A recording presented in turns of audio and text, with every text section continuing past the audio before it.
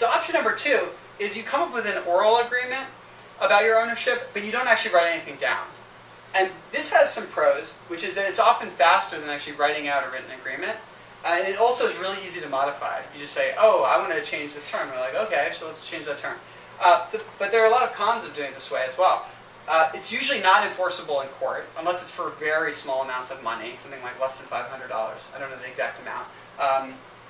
It's easy to forget the details regarding the contract you made, because our memories are so fallible. 3 years later, are you really going to remember exactly what you agreed to? And it also can produce weird incentives, where people are incentivized to misremember or change their mind about terms. And because it's not legally enforceable, and because it's not in writing, well, what are you going to do about it, right? If one of your partners changes their mind or misremembers? I have a question. Do you want me to wait till the end? No, go ahead. Do you think at that phase in bonding together that it's advisable for everyone to have their own counsel review it, or do you think it's okay if you're setting up terms at the outset to share one attorney that you're going to use going forward? I think sharing one person that you all trust is fine. It's probably excessively costly to have everyone have their own attorney. And as long as that attorney is working equally for all of you, I don't think it's too big of an issue. If they're really working equally for all of you. Alright, so option 3 is you write up a formal ownership contract. And this has some advantages. It's legally binding. And if it's well written, everyone should know what to expect, because it should not be ambiguous, and it should take into account different situations that might arise. But at the same time, it can be really time-consuming to write such a contract and to work out every little detail, especially if you're trying to avoid ambiguity, and especially if you're trying to preempt possible difficulties that could come up. You also have to realize it can be somewhat time-consuming to change this, because you're going to have to redraft it if you want to change any terms. And also, it can be expensive if you're going to get lawyers involved. Can I ask a quick question about that? Isn't there standard boilerplate? Yes, I'm getting to that right now. Oh, so, my proposed solution to this, all the issues, and I think this is pretty close to the optimal that you can do given all these constraints, at least in my view, is you wait until a few weeks of work have been done before you come to an agreement. The reason for this is that right off the bat, when you haven't even started working yet, it's really unclear if people are going to pull their weight or how much effort they're going to put in. At least after a few weeks of work, you get a sense of someone's commitment level, you get a sense of their value. So then, a few weeks in, you then go and you find a couple standard contracts online, boilerplate stuff, and merge them together. I propose taking a couple and merging them together just to make sure that you don't miss any important terms, because not every contract has every relevant term. So you might want to maybe read 3 of them and then take the one that looks the best to you. Once you've done that, you can start modifying it for your particular case. And you're going to have to modify a lot. There's no way you'll find a contract that perfectly matches the agreement that you want in your particular business.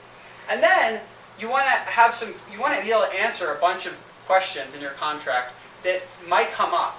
So for example, what if one of your partners decides to leave after a few months? If your contract is badly written, this partner could end up with taking a third of the equity in your business or something like this. You also have to answer, what if they leave after 2 years? I mean, clearly, if they leave after 2 years, you might want to give them equity. You might not want to give them the full amount, but you should think about these things. Or what if one of your partners lands all of your clients and the other partner doesn't land any? Is it this is an issue because it could lead to resentment.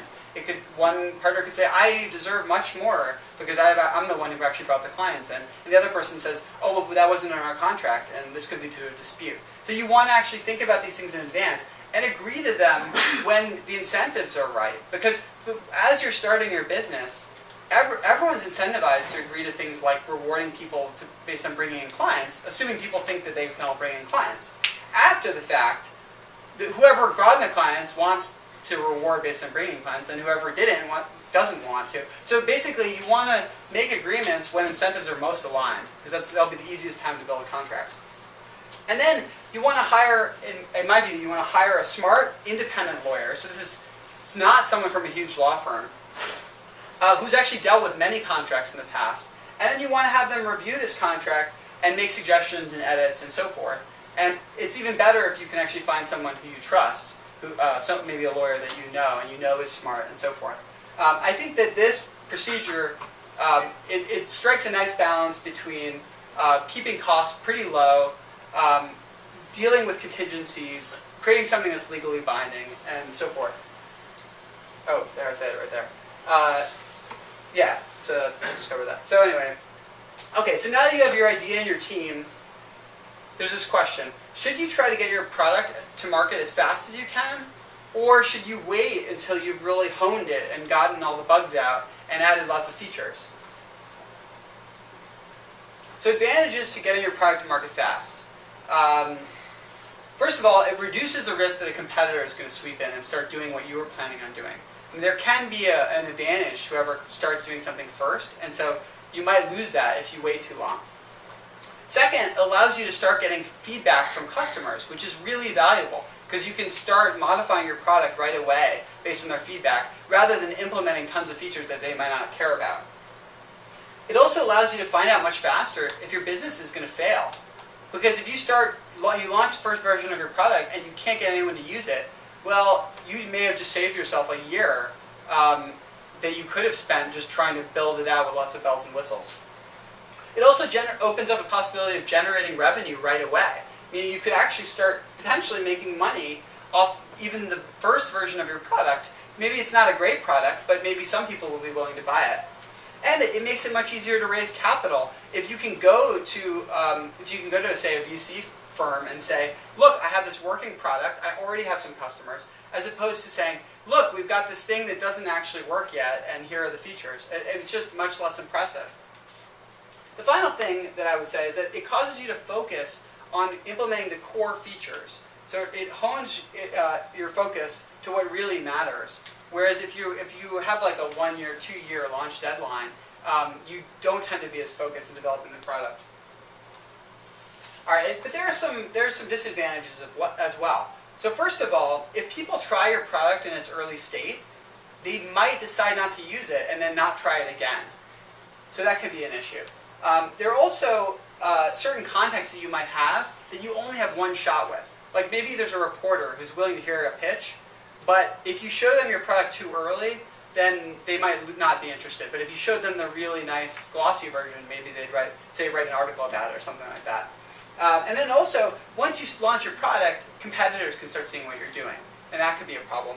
And they might start copying you as soon as the product's in the market, so that could be an issue.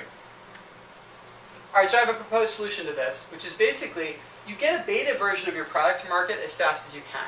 And maybe this is a beta that isn't even open to the public. Maybe it's a beta that just has a very limited set of potential of users that you've pre-selected or something like this. And that could help prevent competitors from copying what you're doing.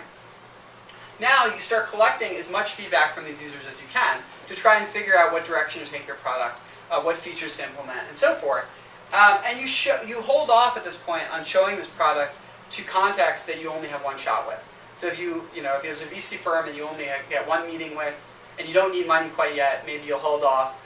If there's a reporter one pitch you could give to, you might hold off, and so forth. And I think this strikes a nice balance between the advantages and disadvantages. All right, this leads me to the issue of pivoting your business. So sometimes when you launch a product, you discover that although it sounds really great in theory, nobody actually really wants to use it. Or maybe they like the idea of using it, but they're not actually willing to switch from whatever they've been doing or what have you. So one strategy when this happens is just to continue trying to convince people that what you created is better than what they know about. But this can be really dangerous because you might fail. It might be that customers fundamentally don't want to try your product. And so another option is to do what's called a pivot. You basically look at the feedback you're getting from your customers and you say, okay, we created X. Our customers want X prime. We now make X prime. We no longer make X. We're a different business now, effectively. We might have the same name. Perhaps maybe we don't even have the same name.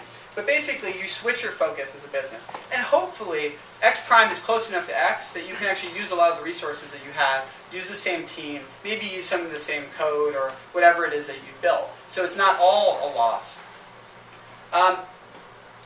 Another reason you might want to pivot is that although customers actually like what you're doing, you're not actually able to make enough money by selling it to them.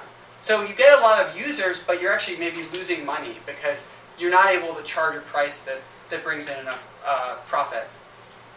So changing your business midstream, it can be really problematic because can mean that you might have a lot of wasted effort. But at the same time, it could actually save your business. And so I just wanted to give you some examples of companies where their founding teams actually pivoted. So Twitter, PayPal, Wikipedia, YouTube, and Pandora all did this. So a number of really large companies that we're all very familiar with started out with a certain concept that didn't work at all, or didn't work to their liking. At Flickr. Flickr. Groupon. So in conclusion, I just wanted to summarize. You're going to make errors when you start a business. It's inevitable. There's nothing you can do to avoid making errors at all. But hopefully, if you think things through really carefully and you're methodical about it, you can avoid some of these errors. You should invest some serious time into picking your business idea. It's worth it in the long run. You should consider what the properties of a good business are when you're picking your idea. And you should talk to the right people about your ideas and get feedback from them, which could be really valuable. You should also research your idea really thoroughly, including things like competition in the market, what the customers want, and legal issues involved. You should choose a partner that's going to complement your skill set really nicely. You should get a written contract in place soon after you begin work. You should get a product to market fast. You should listen to the feedback from your customers. And finally, you should pivot if the original product that you created is really not what the customers want.